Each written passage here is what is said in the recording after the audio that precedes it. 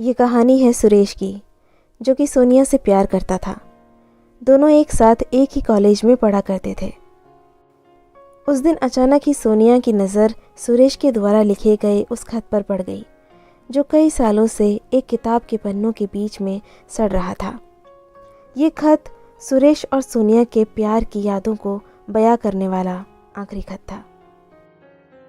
Sonia principal साहब की office से बाहर ही निकली थी कि उसे अचानक कैंटीन में सुरेश दिखाई दिया, जो अपने दोस्तों के साथ कॉफ़ी पी रहा था। नई स्टूडेंट को देखकर सभी सीनियर्स सोनिया के नज़दीक आ गए। सोनिया के लिए मुंबई शहर बिल्कुल नया था और यहाँ के लोग भी। वो बिल्कुल घबरा गई। उस समय सुरेश ही था जो एक फरिश्ता बनकर आया था। उसने सभी सीनियर्स को खूब डांटा और उन्हें सोनिया से माफ़ी मांगने के लिए भी कहा। उसी दिन से सुरेश सोनिया के मन को भा गया। धीरे धीरे उन दोनों की दोस्ती बढ़ने लगी, दूरियां नज़दीकियों में तब्दील होने लगी और एक दिन सोनिया ने सामने से ही सुरेश को प्रपोज़ कर दिया। सुरेश को भी सोनिया बहुत पसंद थी।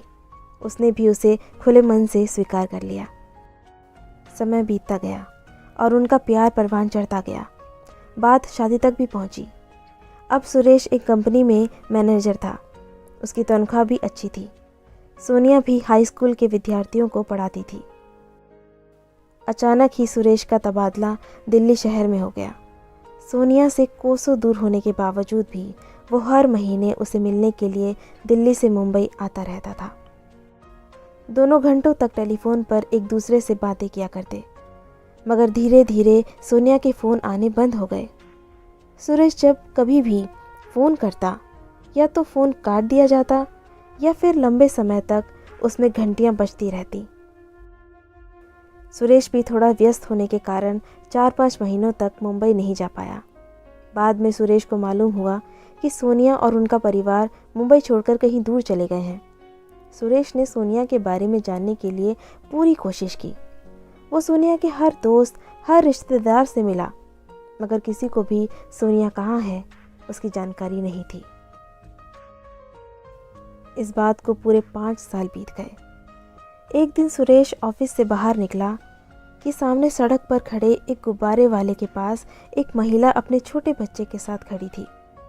उसका बेटा गुब्बारे खरीदने के लिए बार बार उससे जिद करता था, मगर वो मना कर रही थी। सुरेश को उस महिला का चेहरा कुछ जाना पहचाना लगा। वो न चाहते हुए भी अपनी कार को रोड की दूसरी तरफ ले गया। उसने उस महिला को गौर से देखने का प्रयास किया। वो महिला और कोई नहीं बल्कि सोनिया ही थी, और वो बच्चा जो कब से उससे गुब्बारा खरीदने की जिद कर रहा था, वो उसका ही बेटा था। 1 मिनट के लिए सुरेश अपने आप को संभाल नहीं पाया। सोनिया अब तक कहाँ थी और कब उसकी शादी हो गई? उसने क्यों मुझे नहीं बताया? ऐसे कई सवाल थे जो सुरेश को परेशान कर रहे थे। उसने धीरे से अपनी गाड़ी का दरवाज़ा खोला और सोनिया के नज़दीक आकर खड़ा हो गया,